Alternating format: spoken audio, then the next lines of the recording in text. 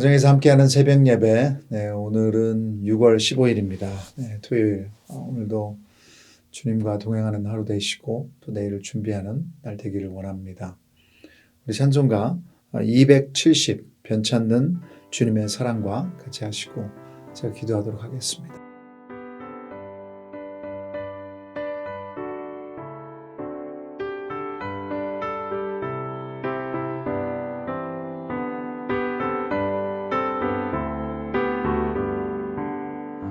변찮는 주님의 사랑과 거룩한 보혈의 공로를 우리 다 찬양을 합시다. 주님을 만나볼 때까지 예수는 우리를 깨끗게 하시는 주시니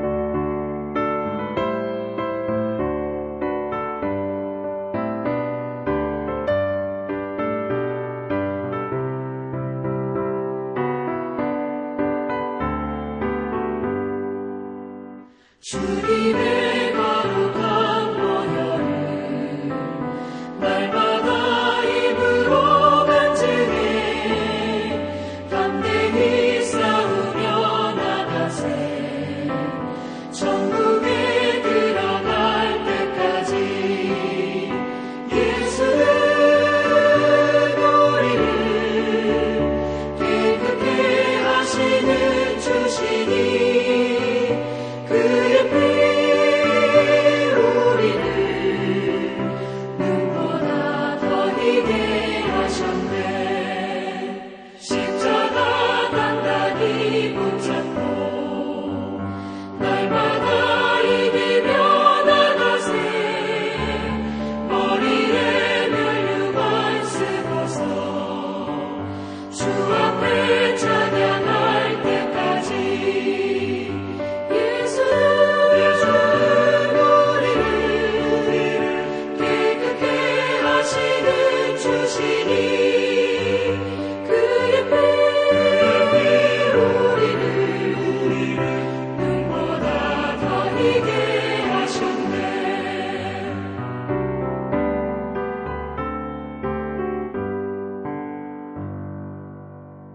참 좋으신 하나님 아버지, 오늘도 살아계셔서 모든 것을 주관하고 계심을 감사합니다. 아직도 세계에서는 전쟁이 계속되고 있고 참 너무나 어려운 사람들이 많습니다.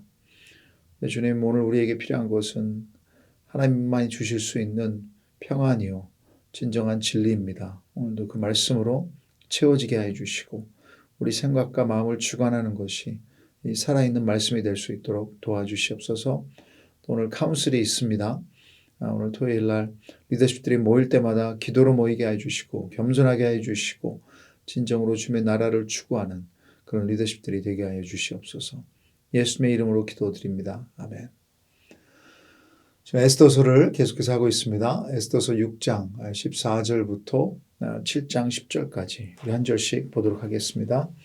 에스더서 6장 14절 아직 말이 그치지 아니하여서 왕의 내시들이 이르러 하만을 데리고 에스더가 베푼 잔치에 빨리 나아가니라. 왕이 하만과 함께 또 왕후 에스더의 잔치에 가니라. 왕이 이 둘째 날 잔치에 술을 마실 때 다시 에스더에게 물어 이르되 왕후 에스더여 그대의 소청이 무엇이냐 곧 허락하겠노라. 그대의 요구가 무엇이냐 곧 나라의 절반이라 할지라도 시행하겠노라. 왕후 에스더가 대답하여 이르되 왕이여 내가 만일 왕의 목전에서 은혜를 입었으며 왕이 좋게 여기시면 내 소청대로 내 생명을 내게 주시고 내 요구대로 내 민족을 내게 주소서. 나와 내 민족이 팔려서 죽임과 도륙함과 진멸함을 당하게 되었나이다. 만일 우리가 노비로 팔렸더라면 내가 잠잠하였으리이다. 그래도 대적의 왕이 손해를 보충하지 못하였으리이다 하니 아하수에로 왕이 왕후 에스더에게 말하여 이르되 감히 이런 일을 심중에 품은 자가 누구며 그가 어디 있느냐 하니 에스더가 이르되 대적과 원수는 이 악한 하만이니이다 하니 하만이 왕과 황후 앞에서 두려워하거늘 왕이 노하여 일어나서 잔치 자리를 떠나 왕궁 후원으로 들어가니라. 하만이 일어서서 왕후 에스더에게 생명을 구하니 이는 왕이 자기에게 벌을 내리기로 결심한 줄 알미더라. 왕이 후원으로부터 잔치자리에 돌아오니 하만이 에스더가 앉은 걸상 위에 엎드렸거늘 왕이 이르되 저가 궁중내 앞에서 왕후를 강간까지 하고자 하는가 하니 이 말이 왕의 입에서 나오매 무리가 하만의 얼굴을 싸더라. 왕을 모신 내시 중에 하르보나가 왕에게 아뢰되 왕을 위하여 충성된 말로 고발할 모르드게를 달고자 하여 하만이 높이가 50규빗 되는 나무를 준비하였는데 이제 그 나무가 하만의 집에 섰나이다. 왕이 이르되 하만을 그 나무에 달라 하매 모르드게를 매달려고 한 나무에 하만을 다니 왕의 노가 그치니라. 하나님의 말씀입니다. 여러분, 역전은 통쾌합니다.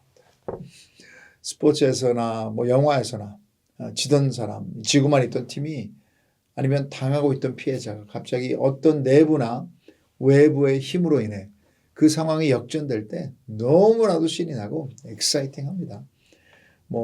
역전하면 한국의 군산상구였죠. 야구는 9회 말 투아웃부터 시작이다. 그래서 끝날 때까지 끝난 것이 아니야. 이런 말들이 그때 생겼는지 모르겠지만 저도 어렸을 때 삼촌 따라서 한 경기를 서울에서 봤던 기억이 있습니다. 마지막까지 모든 팬들이 흥분되어서 응원하고 가만히 앉아서 볼 수가 없는 그런 경기였던 것 같아요. 그런 역전이 오늘 에스더서 본문에서 일어납니다. 영화로 만들었다면 이 부분에서 모든 관객들이 환호를 하고 박수를 쳤을 것 같아요. 이 악한 하만이 마땅히 받아야 할 벌을 받게 되는 것 아닙니까? 어떻게 이런 역전이 일어났습니까? 이스라엘 백성들에게는 이 일은 그냥 어떤 억울한 일이 해결되는 통쾌한 순간만이 아니라 죽음에서 생명으로 옮겨지는 생사가 바뀌는 역사가 이루어진 것이에요. 이런 하나님의 역사가 구원입니다. 어둠 가운데 있는 우리 삶에 하나님이 직접 개입하셔서 뒤집어 놓으신 역전이에요. 그래서 오늘 본문의 구원의 이야기에서 우리 크리스천 삶에서도 적용할 수 있는 죽음에서 생명의 길로 건너가는 요소를 보겠습니다. 먼저 하나님의 지혜는 우리를 생명의 길로 인도합니다.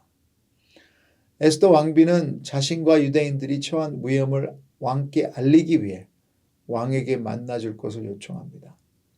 그럼 목숨을 걸고 나서야 이루어진 만남이죠. 좀 답답한 느낌이 드는 것도 사실이에요. 첫 번째 만남에서 아무것도 말해버리지. 그런데 에스더 왕비는 두 번째 만남을 왕께 요청합니다. 두 번째 잔치에도 하만을 함께 초대하죠. 하나님의 타이밍을 기다립니다.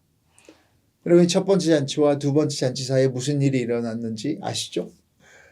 하필 그 잠못 이룬 날 밤에 왕이 일기를 읽어보죠. 우연이 아닙니다. 하나님의 손이 움직이시는 것입니다. 그날 밤 하만은 모르드게를 나무에 매달아 죽이는 음모를 계획하고 동시에 왕은 그 모르드게가 자기를 암살의 위기에서 구해줄 것을 그 역대 일기에서 알게 되면서 모르드게를 왕이 존귀하게 하기를 원하는 자라고 지명합니다. 에스더가 말을 꺼내기도 전에 하나님은 이미 일하고 계십니다. 이제 두 번째 만찬, 파티를 좋아하는 아하수에로 왕은 두 번씩이나 왕비가 차려주는 만찬을 가게 되니 기분이 너무 좋은 것이죠. 12절에 왕비가 너무 사랑스러워서 요구할 것이 무엇이냐? 나라의 절반이라도 주겠다 하고 들떠 있습니다. 이제야 에스더가 모든 것을 털어놓습니다. 3절부터 4절 우리 같이 읽어보겠습니다. 왕후 에스더가 대답하여 이르되 왕이여 내가 만일 왕의 목전에서 은혜를 입었으면 왕이 좋게 여기시면 내 소청대로 내 생명을 내게 주시고 내 요구대로 내 민족을 내게 주소서. 나와 내 민족이 팔려서 죽임과 도륙함과 진멸함을 당하게 되었나이다. 만일 우리가 노비로 팔렸더라면 내가 잠잠하였으리이다. 그래도 대적이 왕의 손해를 보충하지 못하였으리이다 하니 하만이라고 말하지 않고 먼저 왕의 환심을 사고 난 후 자기와 자기 백성이 처한 상황을 왕께 호소합니다. 어떻게 보면 지난 화요일 큐티 본문에 하만이 왕에게 썼던 전략을 에스더도 쓰는 것 같아요. 하만도 왕에게 유대인이라고 하지 않고 왕의 법을 지키지 않는 나쁜 민족이 있는데 자기 돈까지 주며 그들을 진멸하소서 왕께 호소합니다. 둘 다 좀 교묘한 부분이 있어요. 그렇다면 여기서 하만과 에스더 왕비가 다른 점이 무엇입니까? 중요한 것은 목적이죠. 하만은 죽이기 위해 자신의 욕심을 채우기 위해서 교묘한 계략을 세우는 것이고 반대로 에스더는 살리기 위해서 자신의 왕비의 위치가 흔들릴 수도 있지만 목숨을 걸고 말을 꺼냅니다. 에스더의 명언을 아시죠? 죽으면 죽으리라.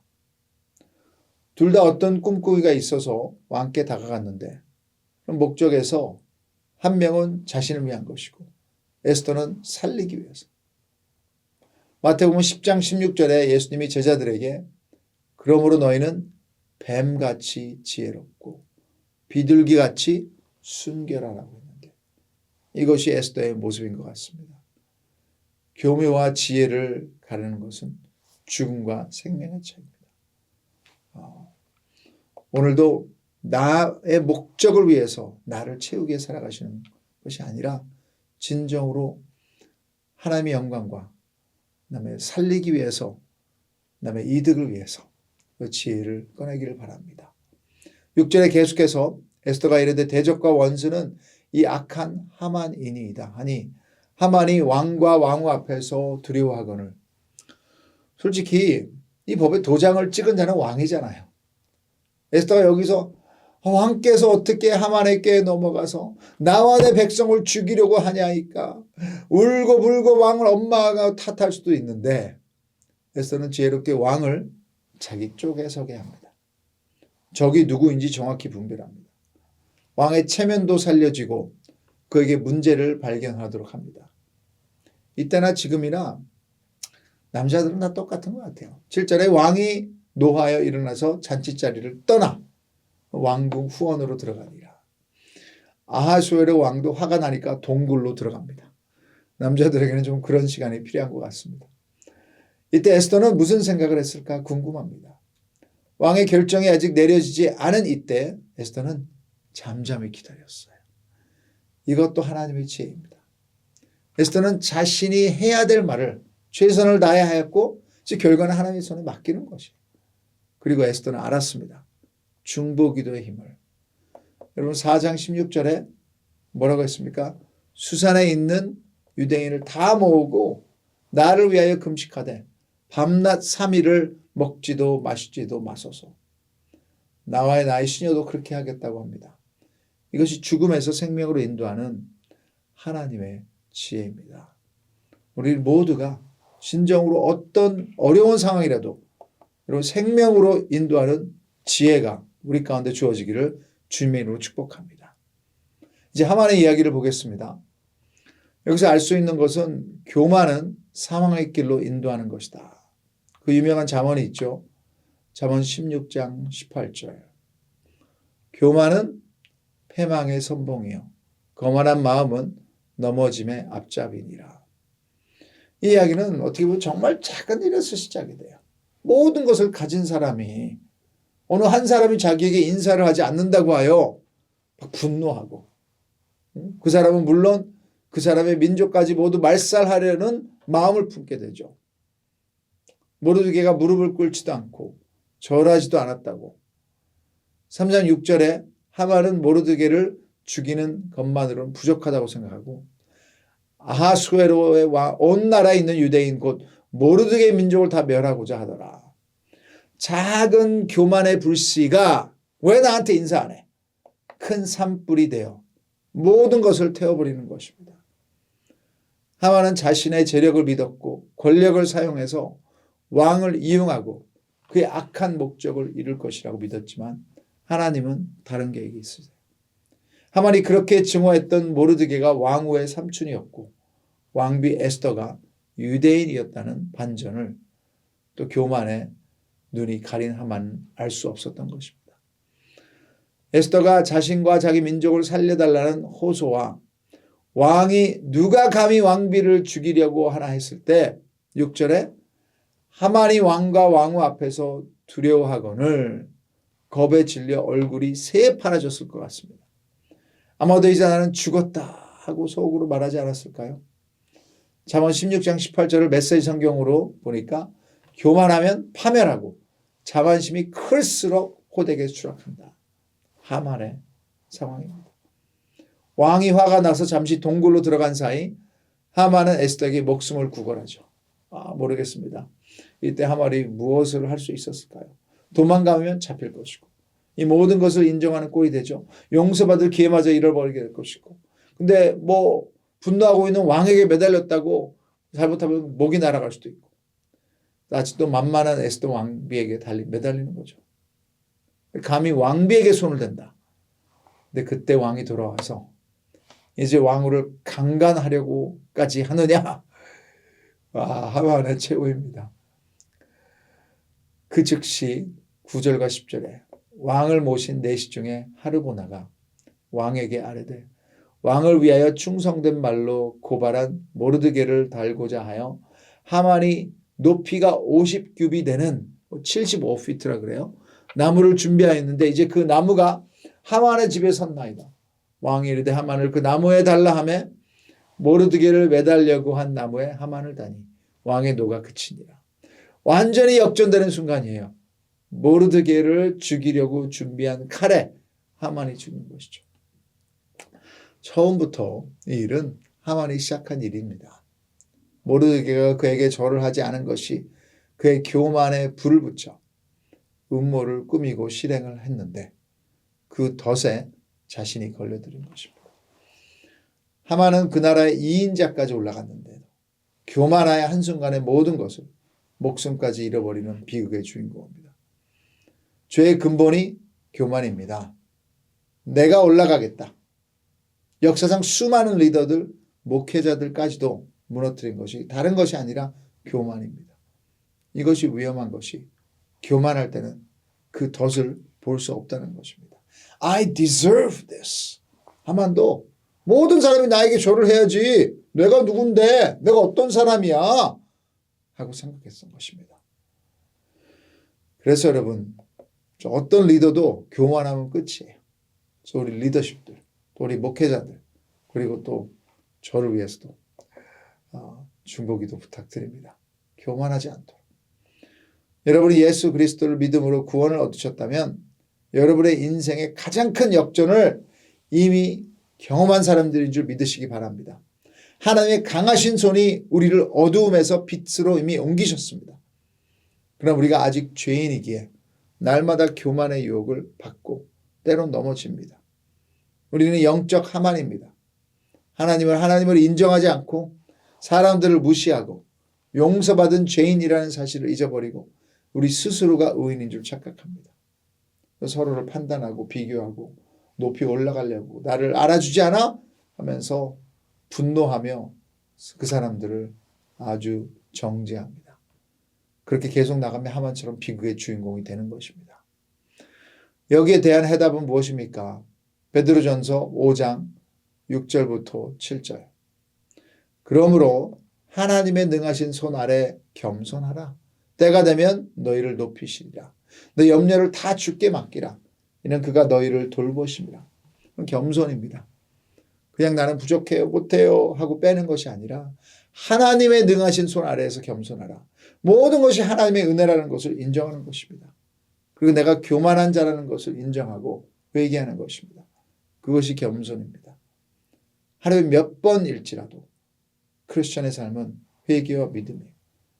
말씀이 주는 또 다른 해답은 모든 염려를 주께 맡기라. 그러면 염려를 내가 껴안고 내가 담당할 수 있다고 생각하는 것도 교만이에요. 모르드게와 에스더 앞에 놓인 상 같은 염려. 에스더는 가장 먼저 기도했어요. 중보 기도를 부탁했습니다. 그리고 하나님의 지혜를 바라고 하나님께 맡겼던 것이죠. 오늘 여러분 앞에 있는 염려들, 우리는 하나님이 아니에요. 하나님께 맡깁시다. 중보 기도도 공동체 안에 부탁하시길 바랍니다. 그리하면 하나님의 손이 움직이는 것을 체험하실 줄 믿습니다. 에스더는 목숨을 걸고 민족을 살렸지만 예수님은 자신의 목숨을 우리를 위해 십자가에 기꺼이 내어주셨습니다. 그 사랑 앞에 우리는 겸손해질 수밖에 없습니다.